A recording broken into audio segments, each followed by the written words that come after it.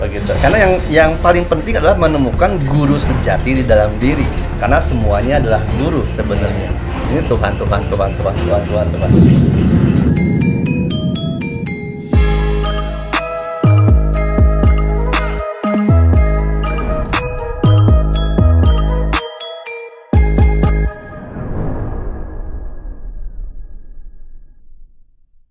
Assalamualaikum warahmatullahi wabarakatuh.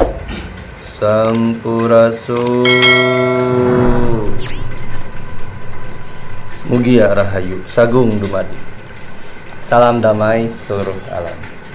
Alhamdulillah wa syukurillah wa nikmatillah. Teman-temanku, saudaraku sekalian seluruh Nusantara dimanapun Anda berada, lintas agama, suku, budaya, adat, kepercayaan dimanapun itu, salam hormat dari Rahasia perantara kata-kata. Mohon maaf segala salah yang nanti akan terucap ataupun bila mana sudah terdengar di konten yang sebelumnya. Terima kasih juga untuk yang sudah menyaksikan dan sudah mendukung. Mohon doanya supaya apa yang disampaikan selalu niatnya lurus, bulatnya tekad, dan memberikan manfaat. Kali ini ada yang berbeda dalam konten saya. Di sini seperti yang terlihat ada beberapa teman-teman yang ikut menemani. Karena apa yang akan saya bahas kali ini termasuk yang penting dan menjadi hal yang utama di dalam diri manusia, yaitu mengenai guru sejati, sejatinya guru. Agar supaya pembahasan ini ada variatif dalam artian pemikiran perwakilan dari teman-teman yang menyaksikan. Insya Allah teman-teman yang hadir bisa menjadi salah satu bagian yang diharapkan menjadi perwakilan untuk bertanya, untuk mengembangkan pembahasan mengenai guru sejati, sejatinya guru.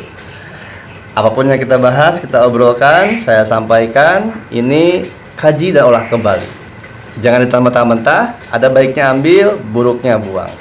Semoga bermanfaat. Jika berminat, jika berkenan, silahkan menyaksikan.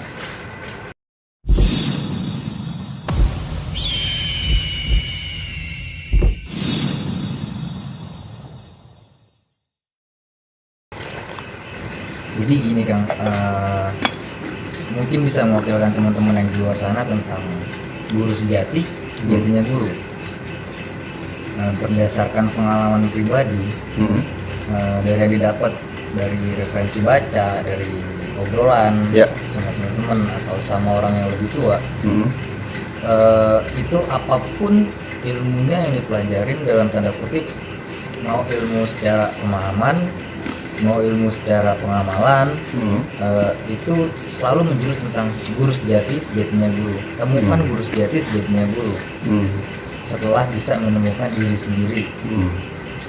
Maksudnya guru sejati dan sejatinya guru itu apa sih ya? Kalau yang akan pahami, yang diketahui dari berdasarkan pengalaman, ya, pengalaman pribadi yang telah dijalani. Guru sejati, sejatinya guru itu merupakan adalah unsur zat dari Tuhan Yang Maha Esa itu sendiri. Gitu. Jadi tidak ada guru yang sejati melainkan Tuhan Yang Maha Esa itu sendiri. Di dalam diri manusia itu ada terdapat zat Yang Maha Esa. Yang dimana itu ketika bersinar terang, cahayanya mampu kita saksikan dan kita rasakan, maka itu akan memberikan tuntunan kepada siapapun. Nah, sebelum kita membahas jauh lebih dalam kepada guru sejati, sejatinya guru, kita akan bedah dulu yang akan ketahui mengenai guru itu sendiri. Yang akan ketahui, guru itu ada 3. Yang pertama ada guru tangtu. Itu adalah guru pasti, guru yang mewakili atau menjadikan perantara kita lahir ke muka bumi. Guru tangtu itu orang tua kita.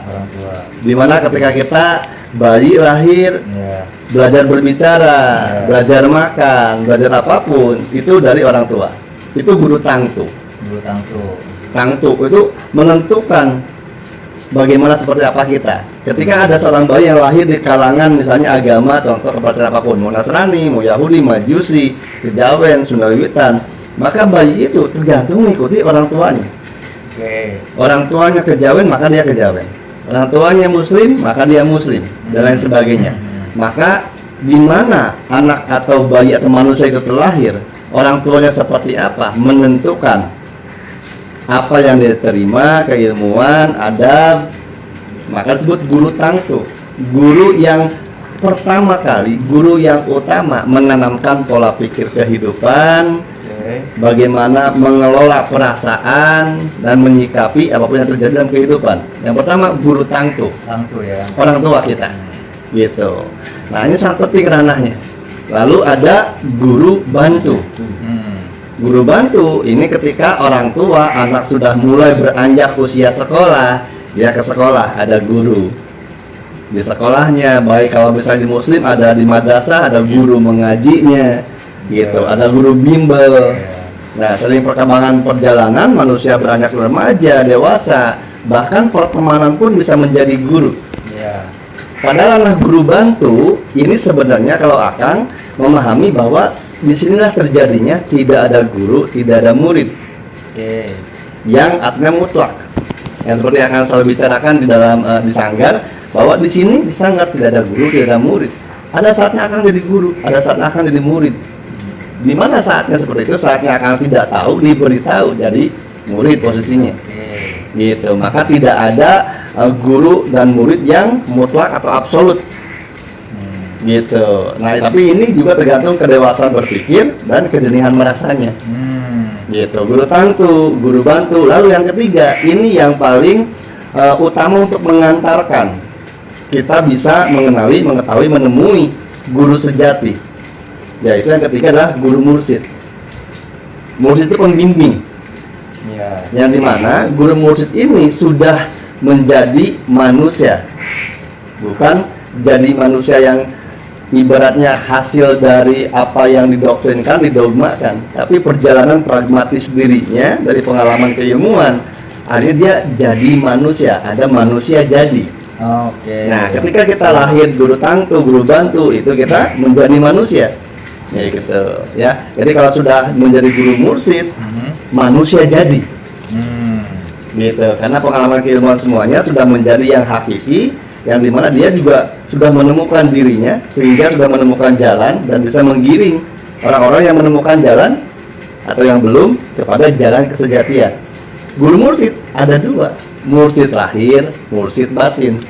Nah, contohnya kayak gimana Bang? Nah, kalau mursyid lahir itu banyak di kalangan muslim, ada pemimpin-pemimpin tarekoh, mau Naksabandiyah, mau Satariyah atau apapun. Gitu, itu di muslim. Di kalangan mungkin di Hindu, Buddha, Nasrani yang lain pasti juga ada. Ya, ada Romo, ada Bhikkhu, seperti itu. Nah, si guru mursyid ini jarang orang yang mengetahui kemursidannya, atau bahkan kemursidannya pun bisa banyak orang menjadi fitnah dan meragukannya. Karena guru mursyidnya manusia dan terbentur dengan pemikiran manusia juga. Gitu. Setelah kita menemukan guru mursyidnya yang manusia, ada guru mursyid batin. Tapi tidak mutlak. Apakah kan guru batin dulu, mursyid batin, atau mursyid lahir dulu? Itu tidak mutlak. Tergantung proses manusianya.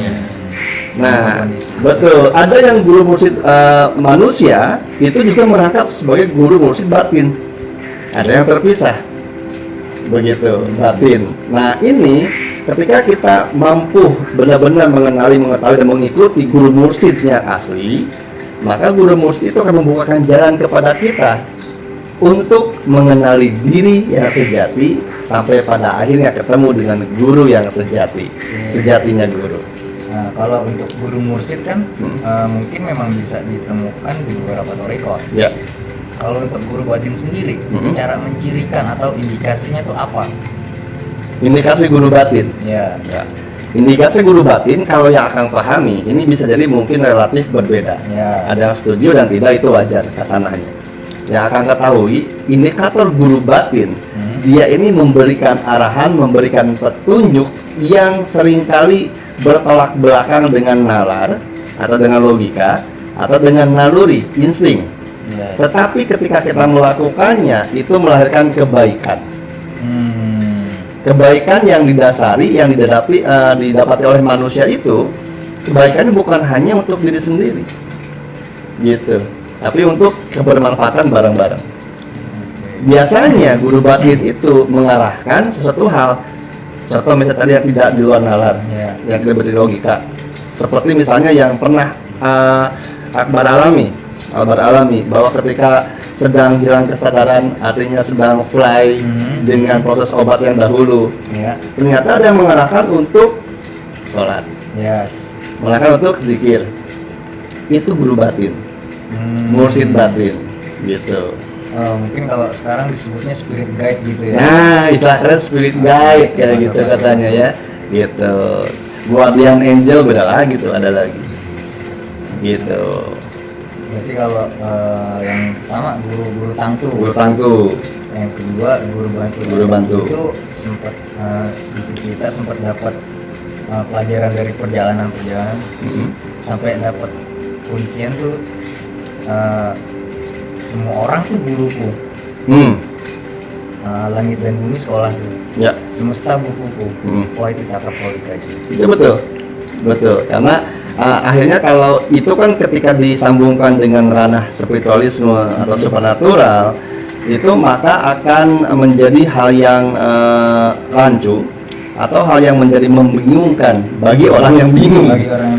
Gitu ya, karena ketika berbicara seperti itu akhirnya mempersimpel orang modern menyebutnya guru terbaik adalah pengalaman. Kan begitu akhirnya. Nah, dalam pengalaman ini ada peran ikut serta Boko Angkoso, Ibu Bumi, segala unsur air, api, angin, udara. Masuknya ke situ. Karena pengalaman itu kan didapatkan bukan hanya yang dirasakan, yang terlihat, yang bisa dirasa, diraba, tapi juga yang tidak bisa diraba tapi dirasakan. Gitu. Karena yang tidak ada belum tentu benar-benar tidak ada. Gitu. Jadi si pengalaman itu sebenarnya nyambungnya pengalaman keseluruhan, baik pengalaman lahir ataupun batin. Buku yang terluas, kitab yang terlebar atau tertebal, ya jagat semesta alam ini. Gitu. Makanya ada yang bilang bahwa setiap orang punya kitabnya sendiri. Bacalah kitabmu, maka kau bisa membaca kitab yang semesta. Berarti menjurus kepada kesejatian ya. Kesejatian. Berarti antara si guru batin ini sama guru mursyid ini harus sama-sama ketemu kah? Maksudnya gini, kayak misalkan setiap orang pernah mengalami hal kayak gitu, diarahkan dengan si guru batin ini. Haruskah setiap orang-orang ini bertemu dan ibaratnya apa ya kalau mursyid itu baiat ya? Baiat. Harus gak? Dalam artian kata harus tuh untuk melengkapi si guru dalam kehidupan ini harus gak untuk nemuin guru sejati guru? Nah, pembaiatan sendiri atau sumpah atau ada istilah dulu di Sunda ada namanya isren segala macam, itu sebenarnya adalah penyerahan diri kita untuk benar-benar mengabdi mengikuti guru mursyid kita, gitu. Nah, untuk keharusan baiat dan lain sebagainya itu tergantung kepada si gurunya itu sendiri. Begitu. Tapi baiat ini sebenarnya atau sumpah itu berlaku adalah untuk sebenarnya mengamankan si murid aslinya itu. Karena ketika kita berbaiat kepada seseorang, yang seseorang ini sudah menemukan pencerahan kesejatian, yang ibaratnya kalau kita istilah simpelnya ada privas nih, dia udah punya privas, dia udah bisa masuk ke alam dan udah bisa mengenal si guru yang sejati, muridnya belum bisa mengenal si guru yang sejati. Nah, ketika dia berbaiat kepada guru yang mursyid ini, nah maka si guru mursyid ini bisa membantu murid-muridnya yang belum bisa menemukan guru yang sejati, hanya energi yang di-share ke dia. Gitu. Jadi ketika kita bisa cocok kepada ketuhanan yang Maha Esa, ya, Sang Hyang Tunggal, itu ada baiat itu semacam cap atau label. Oh, ini muridnya dia. Oke, aku tahu dia bagaimana, maka dia akan terbawa selamat oleh si guru ini. Itu secara struktur yang ada, yang dipahami, diyakini, karena guru mursyid itu membantu menyelamatkan sebenarnya. Hanya hati-hati, benar nggak itu guru mursyid? Lurus nggak pembaiatannya?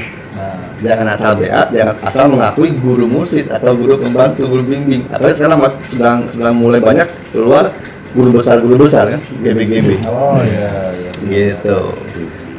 Iya betul ya. Jadi ranah untuk kesimpulannya sendiri jadi dari seorang guru itu tadi untuk menjadikan mana yang masih jadi murid apa Murid jadi gitu kan. Ya, gitu. Karena bisa jadi banyak yang jadi murid, tapi murid jadi tidak banyak. Tidak banyak Pilihan, gitu. Ketika kita misalnya contoh, kamu sulit tunjuk sama guru kamu, gitu kan. Ketika ditunjuk aja, itu udah sangat luar biasa, memiliki tanggung jawab dan kewajiban yang besar untuk menjaga kepercayaan guru. Apalagi udah dipilih, beda lagi, gitu. Nah, indikator seperti itu kalau untuk guru mursyid, nanti juga panjang. Ya, berarti memang berbeda ya antara si guru batin dan guru mursyid itu memang berbeda.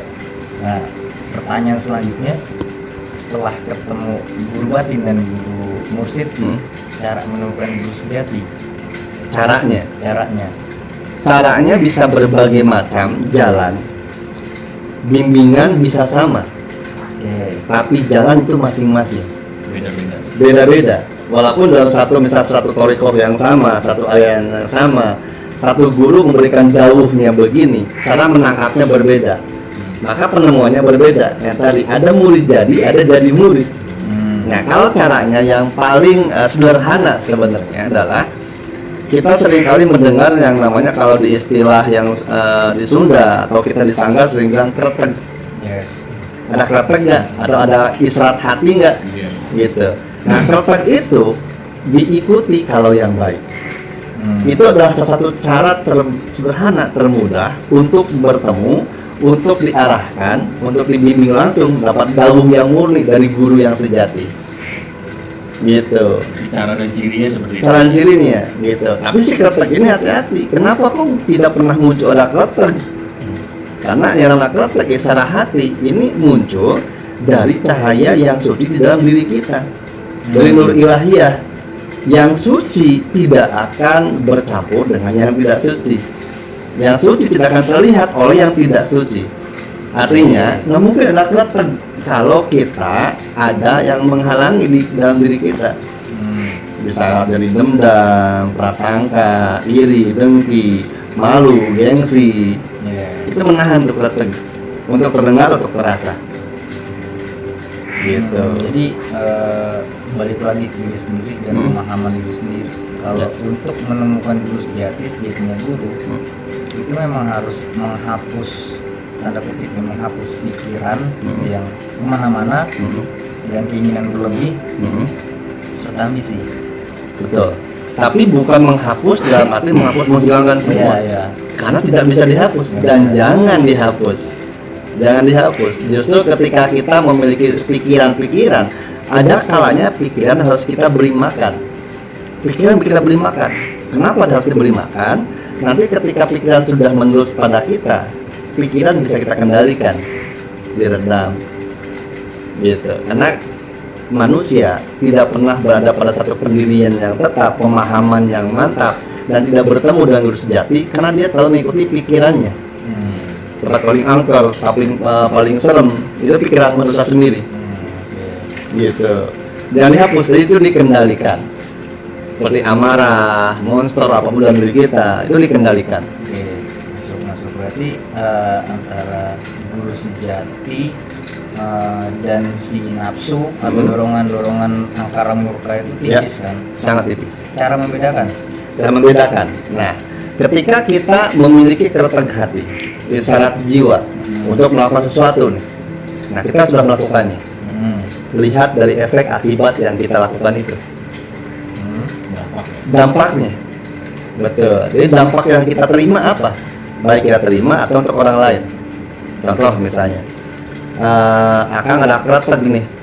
Ada kretek mukul gondres misalnya sekarang. Nah, itu kita lihat kok ada kretek mukul gondres, apa nih? Apakah memang gondres melakukan kesalahan? Apakah Akangnya pengen mukul aja gitu? Atau kita tidak pernah punya alasan kita pengen pukul? Dan itu terjadi, mukul aja misalnya. Nah, dampaknya apa yang terjadi? Gitu. Kita itu harus tanya kedua belah pihak. Karena ada ranah-ranah penyembuhan yang ibaratnya main gampar, main pukul, main sikut, main hantam, dan ternyata sembuh. Nah, ketika itu terjadi yang manfaat baik, itu kelihatan. Kalau dampaknya buruk, itu nafsu. Contoh kecil itu macam-macam ya, macam-macam. Bisa ke dalam hubungan asmara juga bisa, kalau anak muda gitu, karakter dan sebagainya. Kalau aku itu yang paling simpel dampaknya kita lihat. Nah, kan kita kan nggak tahu nih dampaknya itu kan belakangan rata-rata. Ya. Jika memang sudah terjadi gitu, planningnya apa yang harus diperbuat? Nah, Itu kan. Tuh. Ada orang gitu. Nah, sebagai contoh kecil nih, wah kayaknya gue jalan sini aman nih. ya. Retak gue jalan sini nih. Oke, pas gue jalan tiba-tiba salah. Gak mungkin loh kita putar balik. Ya. Gitu. Betul. Jauh banget. Ya. Apakah sudah udah terlanjur gitu. Apakah seperti itu ataukah ada planning lain? Nah, ketika kita sudah melakukan sesuatu hal yang ternyata ini kita ikutin hawa nafsu bukan kretek dan dampaknya buruk. Nah, yang pertama yang harus lakukan, kita harus menerima, sadar dulu ini kita salah nih. Nah, ketika kita menerima kesalahan diri, maka akan muncullah pencerahan dalam diri. Itu akan terus membantu. Contoh misalnya jalan yang kita tempuh salah, muter balik jauh, capek, ya kan? Nah, kita anggap sesuatu itu salah karena pengetahuan kita yang terbatas. Cara kita menerima sesuatu itu berdasarkan ekspektasi kita sendiri. Kita bilang, oh jalan ini jalan salah, harusnya ke sini. Karena yang kita ketahui ini jalan yang benar. Padahal ketika kita menerima bahwa kita salah untuk melakukan yang sebenarnya, ini siapa tahu terbuka jalan, ada tuh pertolongan, tiba-tiba ada orang datang. Kita tanya ke dia, oh ada pak jalan ke sana? Atau bisa jadi sana nggak ada jalan, ini udah malam, balik jauh muter akan bahaya, nginep aja di rumah saya. Itu pertolongan akan hadir, akan ada. Nah perkaranya apakah kita malu atau gengsi tidak menerima pertolongan itu? Gitu. Itu kalau soal jalan tuh. Sama ketika kita bisa hubungan antar manusia, tidak luput kesalahan, amarah. Kita melakukan sesuatu kepada orang, akibat marah yang sesaat, akibatnya, efeknya silaturahmi yang putus. Nah, ketika kita sudah menyadari kesalahan itu, apa yang harus dilakukan? Minta maaf, menyadari kesalahan dan tidak mengulangi. Nah, letaknya adalah untuk terjadi nyambung kembali nggak sih silaturahminya? Adalah ketika yang diberi maaf atau yang diminta maaf dia memaafkan atau tidak. Nah, ketika si orang yang meminta maaf sudah memaafkan dan dia sudah sadar salah meminta maaf, maka saat itu dampak yang terjadi pada yang melakukan kesalahan itu sudah sinar. Tinggal pada yang memberikan maaf. Gitu. Kalau di jalan kita udah tahu nih, wah salah nih motornya jauh. Ada orang yang nawarin, udah nginep aja di sini. Oh boleh, misalnya ada menginaplah di situ, walaupun kita nggak tahu orangnya siapa. Jadi yang langkah pertama adalah kita harus menerima kesalahan, sadar, minta maaf. Yang kedua, berbaik sangkalah. Gitu. Berbaik sangkalah kepada siapapun, kepada apapun. Gitu. Maka apa yang terjadi selanjutnya itu akan membimbing kita kepada jalan yang benar. Gitu. Itu kalau yang sederhana kita sering nyasar lah dimanapun berada kan. Gitu. Salah menurut kita belum tentu salah menurut alam. Wah nyasar nih gua bro gitu kan, nyasar. Padahal ketika kita nyasar lah, saya jadi tahu nih di sana ada petilasan itu. Saya jadi tahu di sana ada nasi goreng yang enak. Saya jadi tahu oh di sana ternyata ada tanah kosong nih. Gitu. Banyak yang rahasia-rahasia yang tersimpan dari mulai awal kita menyebut itu salah, padahal itu benar menurut kesemestaan. Itu kan bagian yang udah terjadi. Yang terjadi dan dampak. Ya. Cara mengantisipasi di awal, membedakan antara kertak dan nafsu sebelum bertindak. Sebelum bertindak. Oke. Kalau yang akan sudah lakukan, ketika misalnya, saya pengen ini, gitu kan. Nah, kalau yang akan lakukan karena akan muslim, maka kan yang akan lakukan yang pertama adalah istighfar 3 kali, syahadat 3 kali, sholawat 3 kali. resapi dulu, tahan dulu. Kalau di istilah ini ada yang tawajuh, kita lihat lidah ke atas, temui diri kita, dada jantung kita, resapin jantungnya. Nah, ketika sudah berdiam diri, mengheningkan cipta sendiri, apakah si kretek itu makin besar atau hilang? Gitu. Misalnya, saya pengen makan sate kambing nih, gitu. Oke, coba tanya dulu. Bener nggak ini kretek atau hawa nafsu nih? Wah, oke. Ternyata pas dirasakan, tetap nih pengen sate kambing, gitu. Maka beli sate kambing, begitu. Itu bisa dilakukan dua cara juga, dengan salah satunya tadi secara rohaninya atau secara perbuatan tindakan-tindakan, gitu. Misalnya contoh, kita walaupun punya uang nih, gitu kan, pas mau pergi, aduh males, gitu kan. Nyuruh orangnya nggak bisa, nggak ada, gitu. Jadi antisipasi apakah itu kretek atau hawa nafsu. Kalau kita sudah segala macam sisi kita coba, kita tahan, kita renungkan, kita tetap ada ambisi pengen cepat-cepat tanpa memikirkan pertimbangan, itu cenderung hawa nafsu. Kalau kretek itu pikirannya damai, hatinya tenang, nggak ada nafsu gitu, nggak ada ambisi. Harus nggak bisa. Ketika ada orang kasih tahu, jangan dulu bro, ini bayar senang, enggak ini gua harus, nafsu nih. Ya, Gitu. masuk. Seperti itu.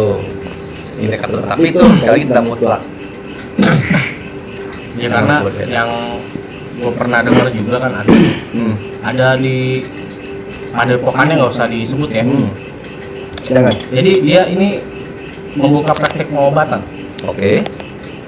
Dan metodenya itu sama, hajar. Ada satu momen ketika datang pasien dengan keluhan yang sama dengan sebelumnya.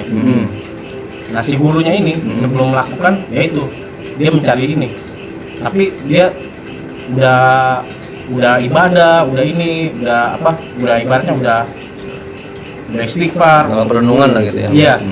Kontemplasi. tetap muncullah yaitu kreteknya hajar. Hajar. Nah tiba-tiba fatal, gas, akhirnya menimbulkan kematian. Nah itu kan sudah apa ya? Sudah ibaratnya sudah salah gitu. Terlintas. Nah, itulah makanya ketika seseorang sudah benar-benar mengenali jati diri dan bertemu dengan gurunya yang sejati, maka ketika apapun tindakan yang dilakukan, dia sudah tahu efek konsekuensi yang akan terjadi. Gitu. Ada pada ranah ketika misalnya orang-orang di masa lalu, ketika dia mengajarkan ini, mengajarkan itu, ternyata dia harus dihukum gantung dan dia menerimanya. Karena saya udah tahu saya akan mati dihukum gantung, misalnya. Nah, terlintas sekilas ketika terjadi seperti itu, lah ini Hajar kok meninggal gitu, bukan sembuh. Takdirnya dia meninggal dalam penyembuhan. Karena siapapun manusianya dengan metode apapun itu, maka takdir Tuhan yang berjalan. Terkecuali nih misalnya seorang itu belum terbukti bisa menyembuhkan dengan cara menghajar orang. Gitu. Tapi kalau ada rekam jejak nih, dijedotin nih ke tiang misalnya, disembuh, ya kan? Misalnya dilempar ke danau orang sembuh misalnya gitu. Udah ada buktinya. Ketika ada orang yang cuman ditampar pipi langsung meninggal, berarti memang takdirnya perantara ditampar dia meninggal. Nah tapi itu kan untuk menerima kondisi itu tidak gampang. Cenderung ada kesalahpahaman terhadap guru tersebut. Dan pihak yang tidak menerima itu akan menjadi menuntut kan begitu. Itulah kenapa almarhum bapak, kakak, almarhum kakek suka mewanti-wanti atau ibaratnya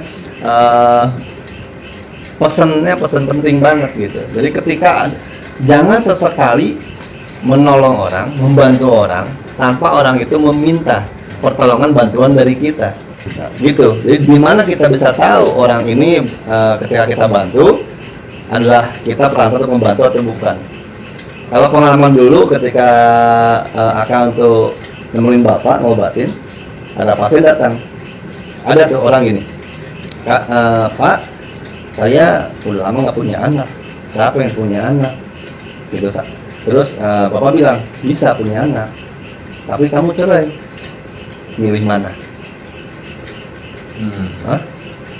Kamu punya anak Pak? Punya anak, tapi cerai. Silakan, yang mana yang dipilih? Saya pengen punya anak aja Pak, tapi cerai, nggak apa-apa.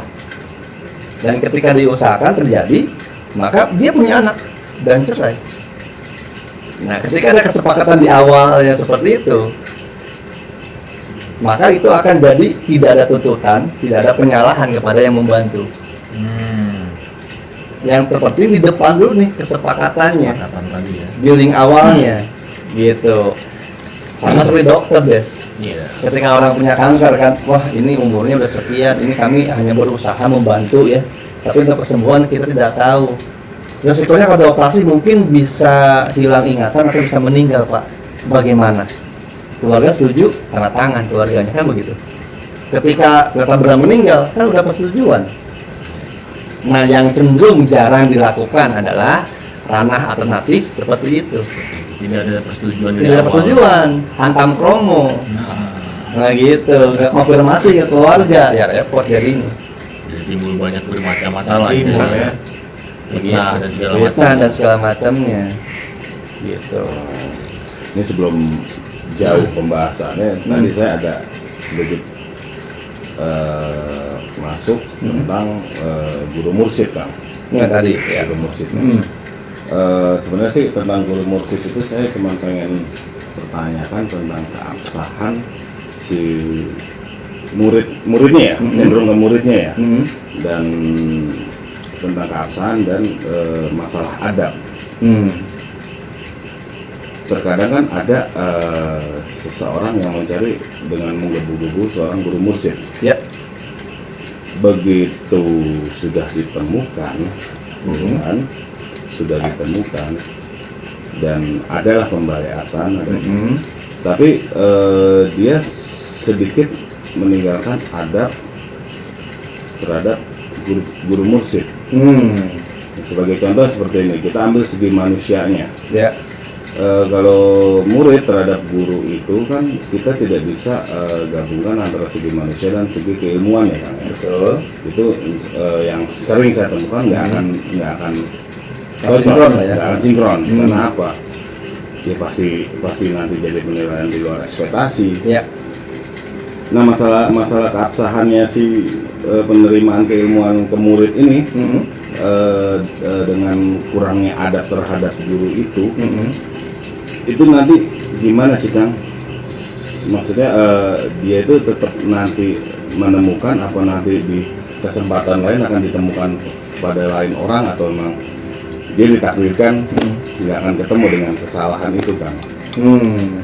Kalau yang akan pernah dengar, pernah rasakan dan alami bahwa setinggi-tingginya ilmu yang lebih mulia adalah adab. Seperti itu. Nah, maka yang diperhatikan adalah adab yang bisa merubah, menentukan, menunjukkan, mengarahkan kita kepada guru yang sejati, murid yang menjadi murid jadi, dan bertemu dengan mursyid yang pasti. Jadi begitu. Bahkan ketika kita bertemu dengan mursyid yang pasti pun, kalau kadar kitanya belum jadi, tidak masuk, akan ada salah paham, akan ada penggilingan opini dan menyalahkan untungnya ke depannya. Begitu. Karena yang paling penting adalah menemukan guru sejati di dalam diri. Siapapun mursyidnya, maka kita akan tetap bisa menempatkan posisi kita terhadap apa yang kita hadapi, siapa yang kita jadikan sebagai mursyid, menerima ilmu apapun. Karena semuanya adalah guru sebenarnya. Semuanya adalah mursyid karena kesemestaan. Baik itu dari pohon, dari katak, dari kucing, dari angin, dari rokok, dari patung, dari cangkir.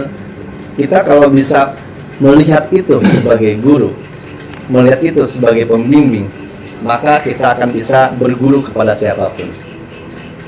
Sama seperti halnya kita yakin kepada Tuhan. Kalau kita meyakini unsur kekuatan keesaan Tuhan ada dimanapun, maka kita bisa melihat di dalam diri orang lain udah bukan manusianya.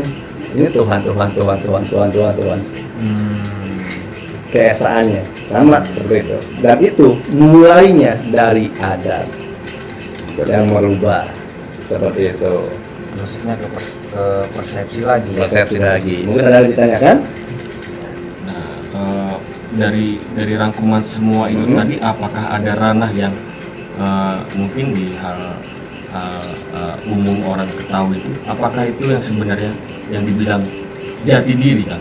Nah, jati diri, menemukan jati diri gitu kan, itu adalah faktor penentu kita bisa menjadikan siapapun sebagai guru, menerima pengalaman sebagai guru, menerima kesalahan sebagai guru. Karena jati diri yang sejati itu akan menentukan kita, bukan revolusi untuk merubah dunia atau merubah orang-orang. Karena revolusi yang terbaik adalah merubah diri sendiri. Gitu, itu jati diri sebenarnya. Gitu.